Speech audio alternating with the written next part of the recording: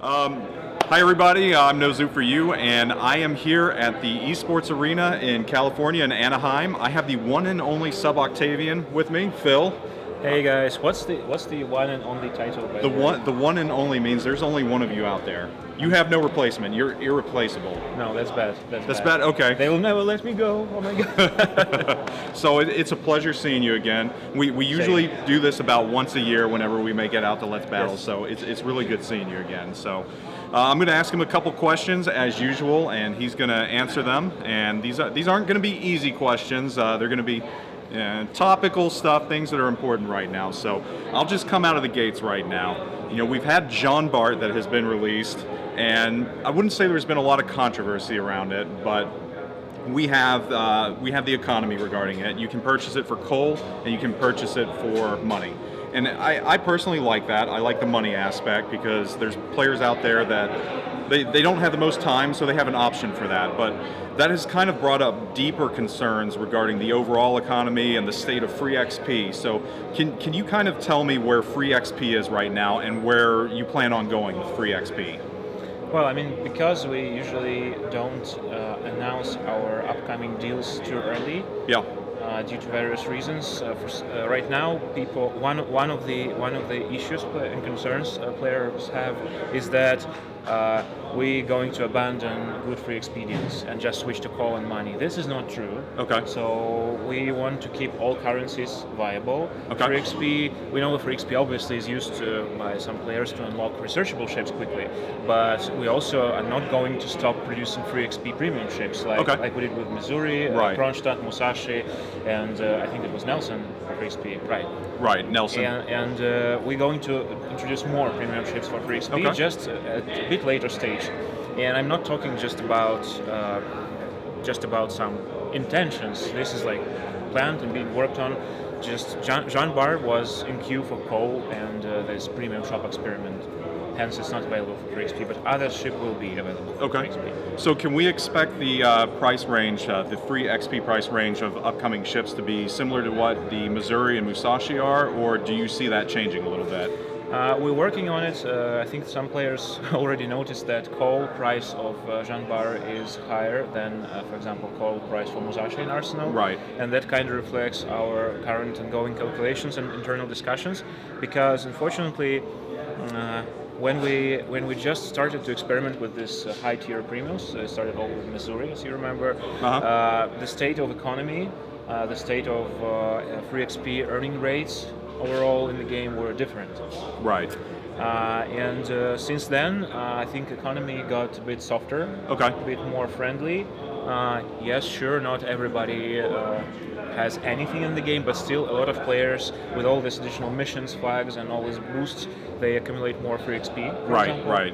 And that effectively makes these ships like Missouri is out of sale now, but Musashi and Kronstadt, it makes them more and more accessible, available. Okay. And like this is not very good in two aspects, because first of all, this tier 9, it's being currently overpopulated by these premium ships. Okay. That's not like emergency, but it's not very good, because when you have two premium ships being as much popular, even more popular than researchable ships, and both of these ships, if you think about it, like 3 of them basically. Missouri is a battleship with radar, something unusual.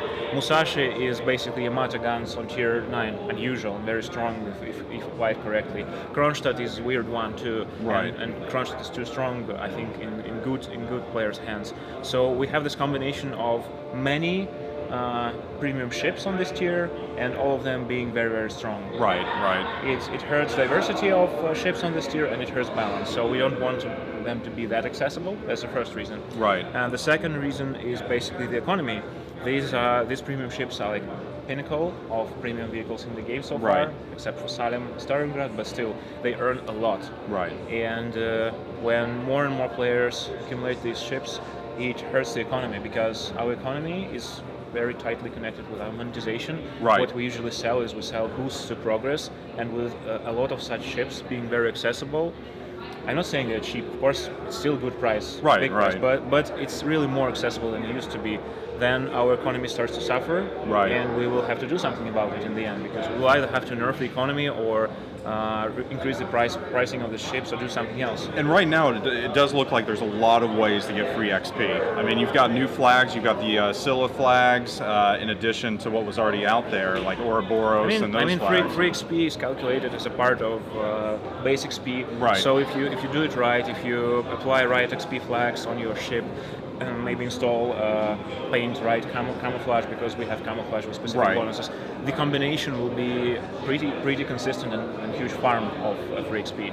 Of course, if you're talking about a completely new player who doesn't have anything on his account, that'll be quite a grind. Right. But if you know what you're doing and follow the events and deals, then you'll be able to accumulate it pretty consistently. So we have Alaska on the horizon right now, and a lot of players are wondering whether it's going to be free XP or if it's going to be coal. Does Wargaming plan in the future to kind of let players know a little earlier so they can start, I guess, planning whether they need to save up money or XP or coal? We understand that. I think that we will analyze we'll make like post-mortem of Jean Bar announcement and Okay. release. To be honest, I'm not entirely sure how we should handle how much time in advance we should give with such notifications. So I cannot promise you the result, Right. but I can absolutely promise that we hear the concerns players have about this release and about notification. We'll try something maybe more friendly, more player facing next time. It's just that we cannot announce deals too early. Right, right. Both because they are not finalized that early, and because when you announce upcoming deals too much in advance, that can affect paying players' behavior too much. Right. And well, so we cannot give reliable information, and we can give information that will affect it too much. So we have to find balance here. And as for Alaska distribution method, I can only say that watch the news, because Yep. right now I'm not ready to say anything. I have email thread on my phone. I checked Yep. in the morning internal with my colleagues, and we're still discussing the currency and the pricing. But again, I can say that while we discuss it keeping players' concerns and questions in mind. So we will do our best not to disappoint players and you. Okay, on to the next question. Okay, so right now we're kind of in the middle of testing aircraft carriers. Is Wargaming pleased with how things are going right now? Pretty much yes. Of course, there were some unfortunate technical issues where we had to start tests later, or make some server restart because That question, I don't know, that cough there, is there something you're not saying? No, it was some weird latte from Starbucks, actually. So yeah, we encountered some difficulties. I think that like we're standing right here at the event, and in a couple of hours I'm going to make presentation. By the time you guys watch this video, I've already made this presentation. Yep.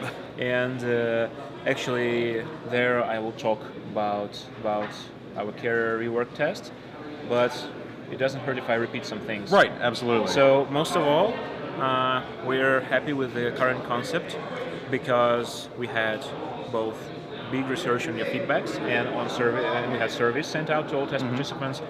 So I'm happy to say, because until you see it, you still have a lot of doubts. But when you see survey results, well, we have very small portion of players who are actually unhappy with carrier rework. Completely unhappy. We have very small portion of negative reviews. We have substantial portion of positive reviews, and we have, I think, the biggest portion is like, I like it, but there is some nuances. Right. And right now our goal is to concentrate on these nuances. What we need to tweak. The small tweaks, the balance, and everything. Not even balance. Not necessarily small. Right. But just some tweaks and improvements to make these people happy who like the concept, but still have some reservations, because they are like majority, and we also have people who just like it. We also know that there are some concerns especially from very advanced and especially carrier mains players.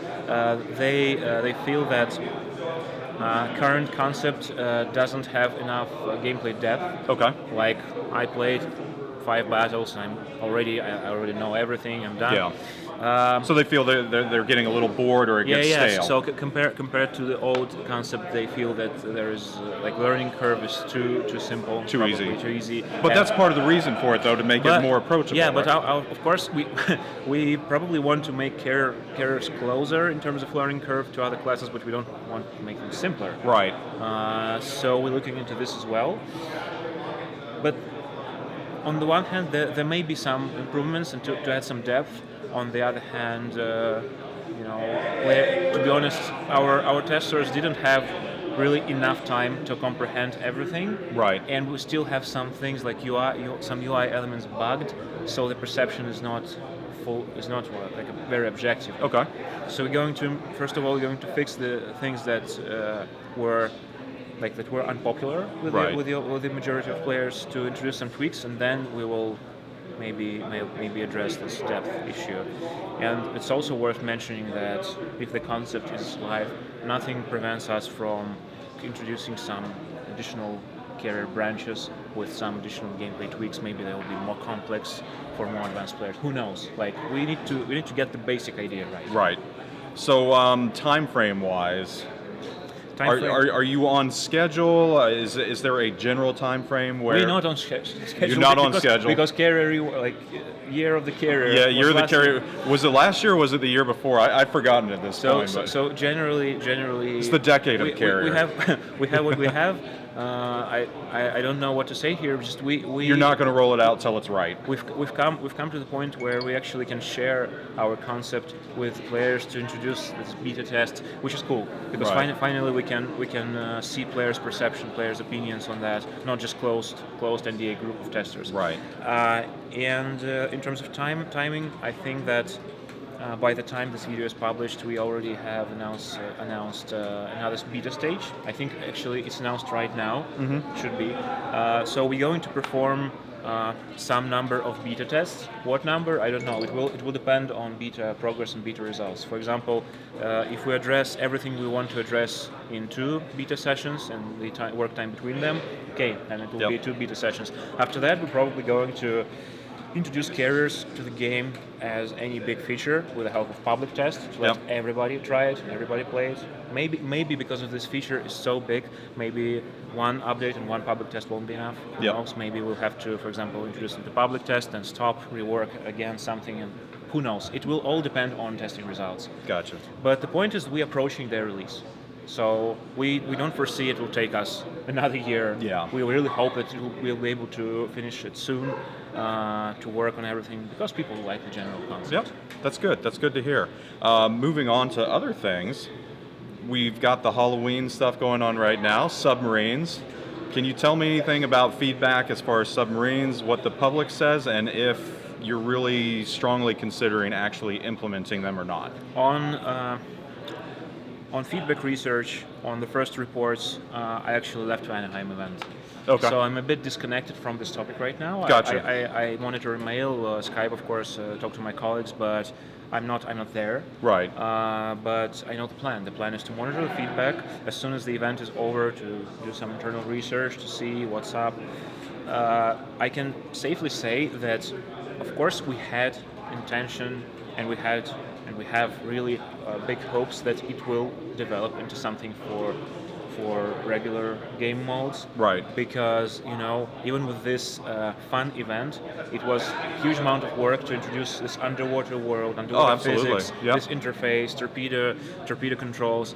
There's a lot of work. It's not just some, skins. Right. Or reskinned ships. No, it's like much more difficult. And we had a dedicated development team working on this submarine concept. So of course we hope that the reaction will be positive, and we'll be able to play around with this and work on this to introduce them later on. But we definitely, probably that will be a critical point for us. We either decide to go on, or we decide to ditch it or lay it aside. Right now, I don't know. Yeah. We're just so waiting. it's up in the air. Yes. So yes. A month from now or so, you're going to evaluate how everything went and go from there. Yes. Okay. One last question. We've got the Alaska. There's several other ships on the horizon right now, some premiums. It looks like you all are pumping things out very, very quickly. What can we look forward to coming in 2019? We're not going to slow down the production of researchable ship lines. Okay. I'm not going to announce any new ship lines on this event today, but I think that we will have some announcements later this year. Okay. We're not going to slow down the production of premium ships too much. The only thing that can change is that if we start working on submarines for PvP and we start to introduce, of course, this will affect our production. Okay. While submarines, in terms of production, submarines, of course, are cheaper than any other ships because they just small superstructure, some They're easier to produce guns. because yeah, they're obviously, and it's less research, less expensive and complicated models. But even if we have to dedicate some time to it, I think most of our production plans will stay the same. We're going to cover several new exciting ship lines. Okay. We're going to work on meta gameplay, introduce some things for clans, introduce some things for very nice. Casual players. Try to keep it balanced. And Which by the way, the introduction of ranked sprint, I think, was a very good choice.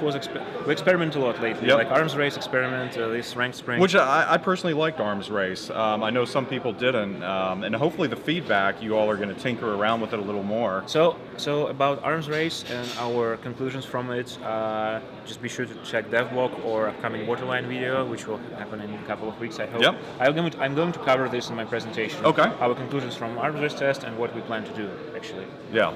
Some quality of life improvements. I just think it's not worth it to repeat it this time. No. Check the devlog. Yes. Watch the devlog on Facebook and Waterline, which again, great video with both Phils. So yeah, actually, Phil, the biggest Phil, biggest Phil has joined Legends team. So he's fully dedicated to Legends. But I told him, come on, guy, we should make it. Got to get the band back together and have fun. Let's rock on Waterline. So pump up your muscles and learn the text. While you don't play Warships PC anymore, but still. Absolutely. I think he'll be interviewing me probably as you. So there you have it, guys. Overall, keep your free XP. Hold on to your free XP, and there's going to be use for it in the future. If you call now. What's that? And if you call now. Yeah, if you call now, something happens. So anyhow, Phil, thanks again. It's been a pleasure as always. I love these interviews and just getting that personal feedback on everything going on, and I like that you answer these topics because I know economy right now. It's kind of a sticking point for many in the community, and it's nice to know that you all are thinking about it and you're constantly. I'm pretty sure we're not ultimate robots.